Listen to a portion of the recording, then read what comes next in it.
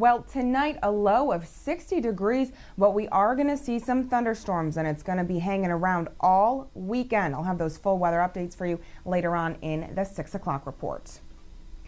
Well, with all this rain we've accumulated and probably will continue to accumulate, be aware of standing water in your backyard. 17 states have reported the West Nile virus this year, New York being the latest one. A 50-year-old man from Staten Island has been diagnosed with the West Nile virus.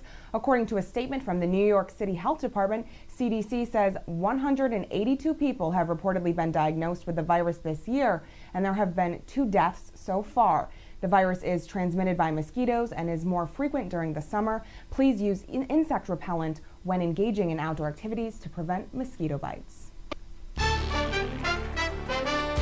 WVTT's top international story today. The countdown is on and the world can't wait. London Olympic organizers are calling this a moment to shine for the capital, a city that has hosted the games twice before, in 1908 and 1948. Now it will be the first city ever to host the games for a 3rd time. And around town, everyone is saying, let the games begin. Aaron McLaughlin has a preview for us for what's to come shortly. Thousands turned out to watch the Olympic flame pass the capital's most iconic landmarks. It took 7 years of planning and billions of dollars to get to this point. The results, 32 sporting venues prepped, an entire section of London brought to life, and a summer-long celebration. London is as well, if not better prepared than any previous Olympic city at this stage. Yes, okay, there are teething problems as you'd expect in the biggest logistical operation that we've had to do in peacetime. Teething problems that have included a security snafu. Private security company G4S couldn't provide thousands of the guards it promised for the Olympic venues. It's a humiliating shambles, isn't it? I cannot disagree with you. The Army has stepped in to plug the gap. Thousands of extra troops have been mobilized.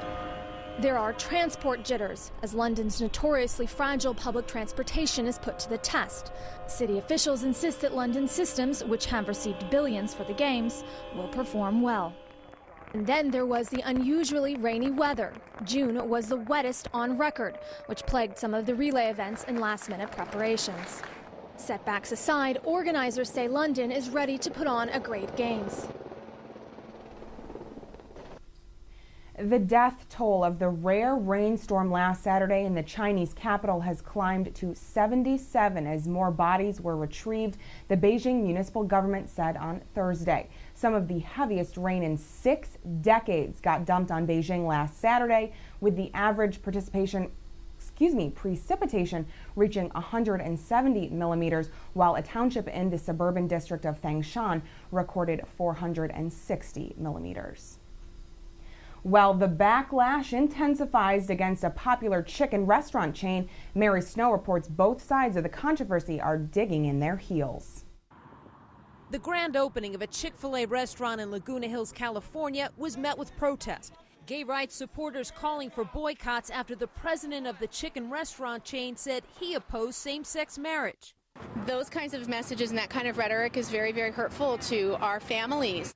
Chicago is the latest city to yank the welcome mat. Chick-fil-A's values are not Chicago values. They're not respectful of our residents, our neighbors, and our family members.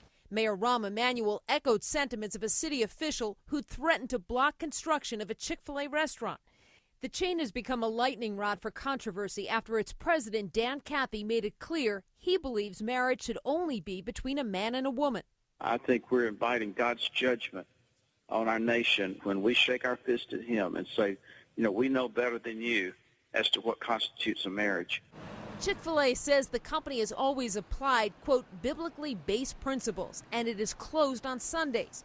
It declined to comment on vows to block their restaurants, saying in a statement, the Chick-fil-A culture and service tradition in our restaurants is to treat every person with honor, dignity, and respect, regardless of their belief, race, creed, sexual orientation, and gender. But Boston's mayor isn't sold, repeating his message to the chain to stay away. I don't want an individual who will continue to advocate against people's rights, and that's who I am, and that's what Boston's all about. But can politicians block businesses because of the words of a company president?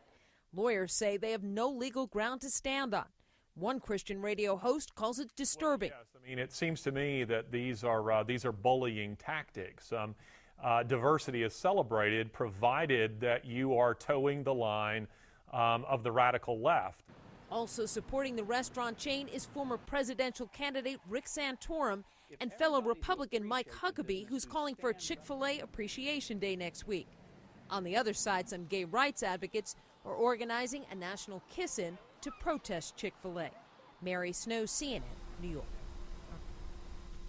Well, sports is next on the 6 o'clock report. WVTT's Derek Smith has all of our latest breaking sports news of Olympic proportion. Keep it here, Twin Tiers.